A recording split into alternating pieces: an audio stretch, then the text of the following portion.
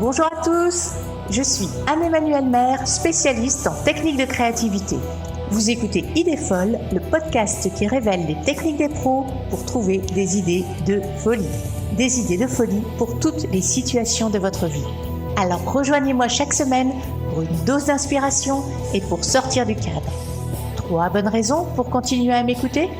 1. Vous en ressortirez plus savant. 2. Entraîné. Et 3. Régénérer. Suivez-moi, je vais être votre guide vers tout plein d'idées folles. Hey, aujourd'hui ce n'est pas une technique de créativité que je vous communique, mais une sorte d'anti-technique. Et pourtant, elle va vous permettre d'innover tout en douceur, aussi bien dans votre vie professionnelle que personnelle. Cool, non ? On verra aussi des exemples très différents où cette technique a cartonné. Ce sont de belles sources d'inspiration. Alors, notre devise aujourd'hui, c'est « Restez tranquille ». J'ai baptisé cette anti-technique la slow innovation ou encore la créativité yin. Parce que vous savez, on est naturellement poussé à chercher des solutions dans le faire, qui est notre pôle yang, notre pôle actif, et c'est très bien. Mais je dis aussi vive le yin, le complémentaire cool du yang.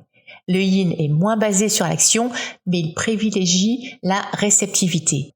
Et c'est pareil, quand on cherche des idées, on se lance à fond les manettes, on fait des brainstorming, littéralement des tempêtes de cerveau. Aïe, vous imaginez ? On veut faire fuser des idées, forcer un peu les choses. C'est très bien. C'est pas moi qui vous dirai le contraire, j'ai écrit un livre et créé un jeu de brainstorming, justement.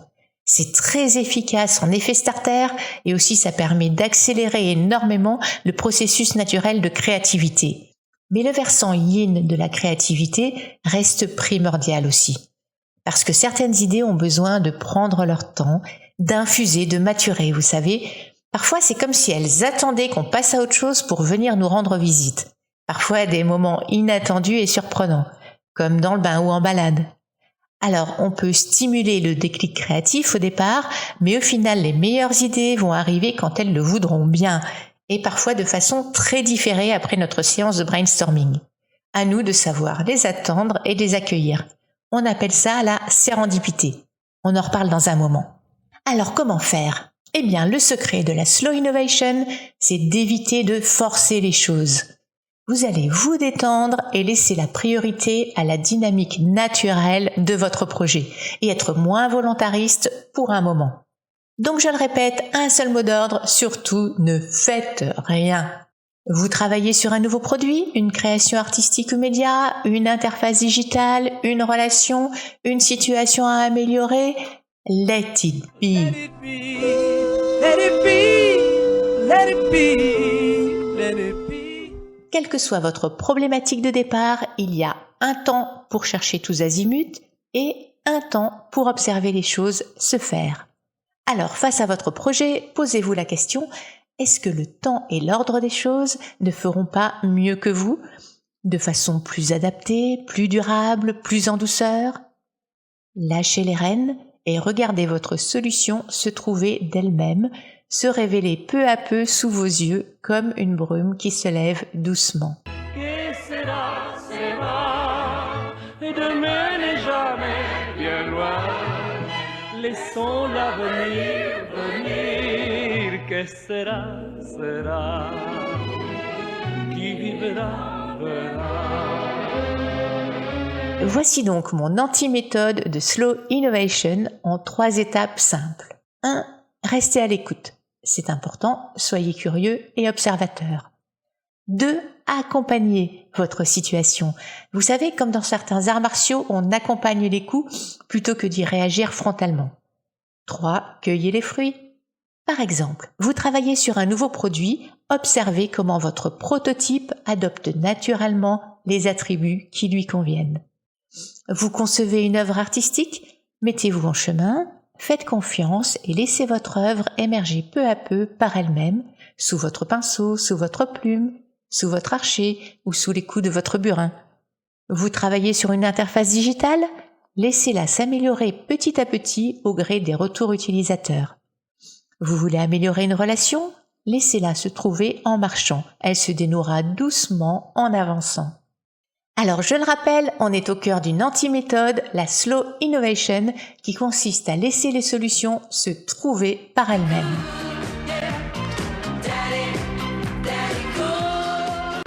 Et pour que ça marche, il faudra rester ouvert à ce qui va se présenter, à l'imprévu, et savoir exploiter cet imprévu, bien sûr. C'est comme ça que vous allez faire du hasard votre allié.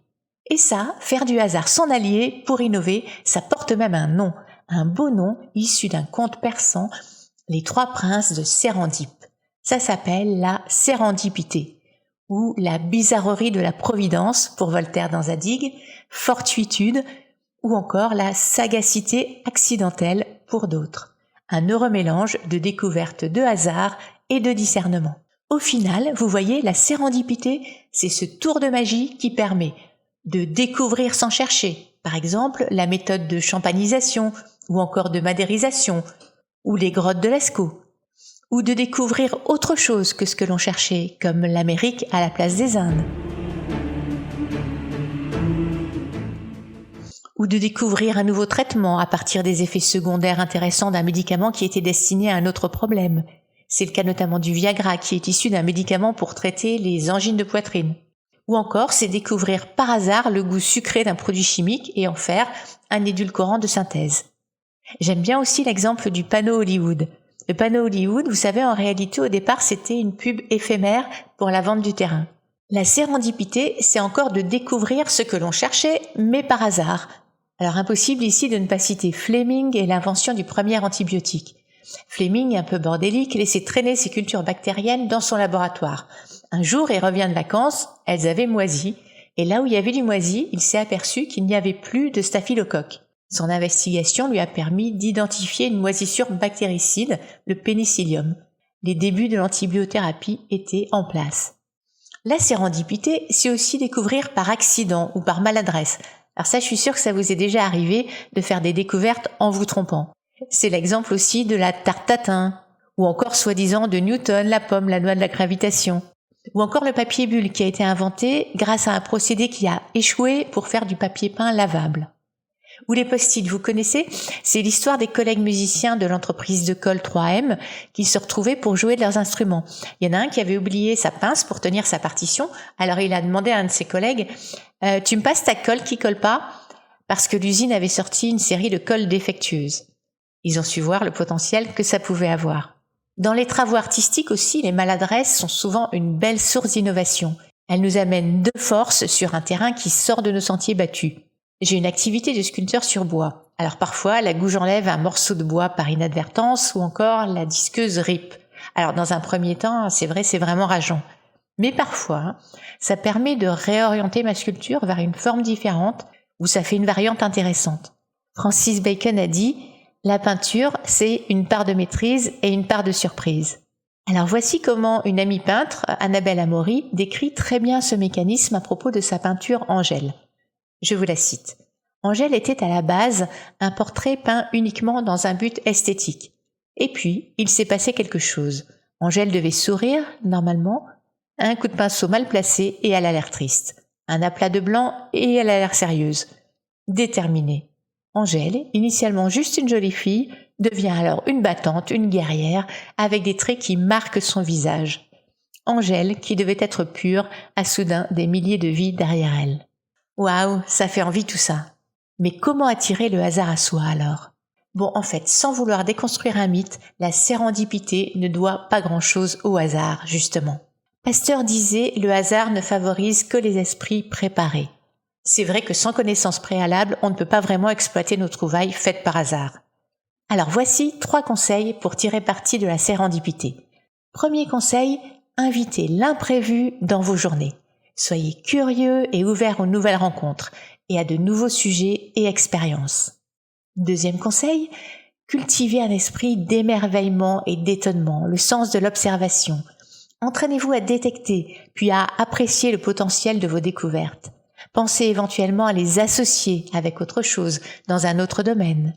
Troisième conseil, exploitez vos découvertes à la perfection pour les mener plus loin.